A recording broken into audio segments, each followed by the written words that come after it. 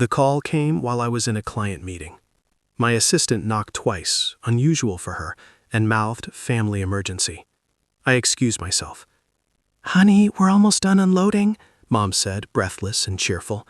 "Your sister found the spare key under the turtle planter. We'll have dinner ready when you get home." I stood in the hallway, phone pressed against my ear, blood turning to ice water. "What are you talking about?" "We're moving in, sweetheart. I told you last month this would happen eventually. The beach house is big enough for all of us. It's family property now." She said it like it was already decided, like I had agreed, like my house, the one I bought alone, with my money, after 7 years of 80-hour weeks, belonged to everyone simply because we shared blood.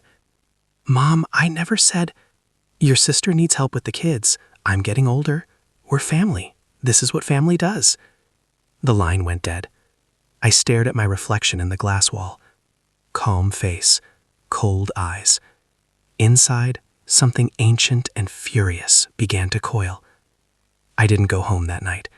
Instead, I sat in my car outside the house I'd bought with my own hands, watching shadows move behind the curtains. My curtains, my windows. They were rearranging furniture. Through the glass, I saw my sister laughing, holding one of my wine glasses, vintage crystal from an estate sale in Prague. Mom was in the kitchen, probably going through my cabinets, reorganizing everything to suit her preferences. The kids were jumping on my couch. My couch. I could have stormed in, screamed, thrown them out physically, but rage without strategy is just noise, and I was done making noise for people who never listened. I pulled out my phone and opened my documents folder. Deed, solely in my name. Mortgage, my credit, my payments. Spare key permissions, none given. I took screenshots, saved everything to 3 separate clouds. Then I made a list. A very calm, very specific list. The next morning, I called a locksmith. I need every lock changed. Exterior doors, garage, gate code, everything. "Sure thing. When works for you?" "Today, before noon." "That's rush. It'll cost—" "I don't care what it costs." He arrived 2 hours later.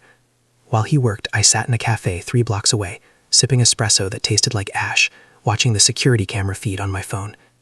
Mom and my sister left around 10, probably running errands, buying groceries with money they didn't have, planning meals in a kitchen that wasn't theirs. The locksmith finished at 11:43 a.m.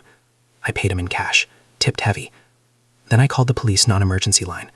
"I need to report a trespassing situation," I said, voice flat and professional. "I own a property. Family members entered without permission and refused to leave. I've asked them multiple times. They have no legal right to be there." The officer sounded bored. "Have you told them to leave in writing?" "I'm doing that now." I typed the email while still on the phone. "To Mom and Jessica, you do not have permission to occupy my home. You must vacate immediately. Failure to do so will result in legal action and police involvement. This is your only warning." Sent. Documented. Timestamped. They didn't leave. Of course they didn't. Mom called me 17 times. I let every call go to voicemail. "How dare you treat your mother this way?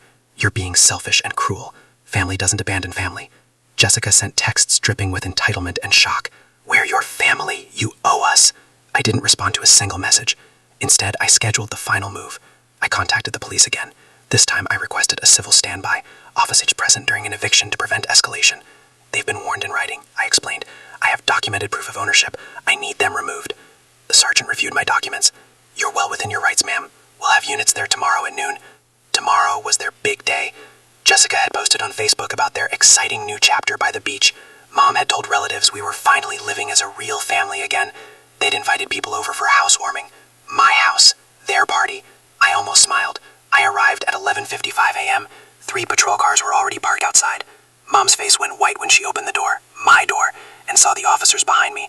What is this?" I handed her the eviction notice, printed and notarized. "You have 30 minutes to remove yourselves and your belongings. Anything left behind will be considered abandoned property." Jessica appeared behind her, holding her youngest. "You called the cops on your own family." I didn't blink. "You broke into my house. You're trespassing, and now you're leaving." Mom's voice cracked. "Sweetheart, please.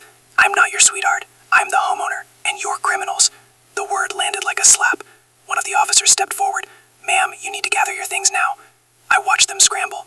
Boxes hauled back to the U-Haul they had rented with money they didn't have. Furniture dragged across my floors. The kids crying, confused. Mom's hands shaking as she tried to carry a lamp she had already placed on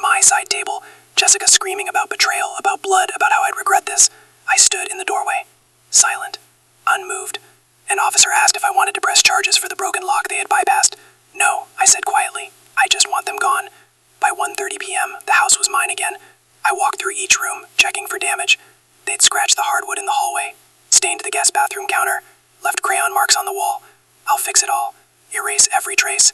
I stood on the deck, staring at the ocean I'd earned, the view I'd worked for, the peace I'd bought with my own sweat.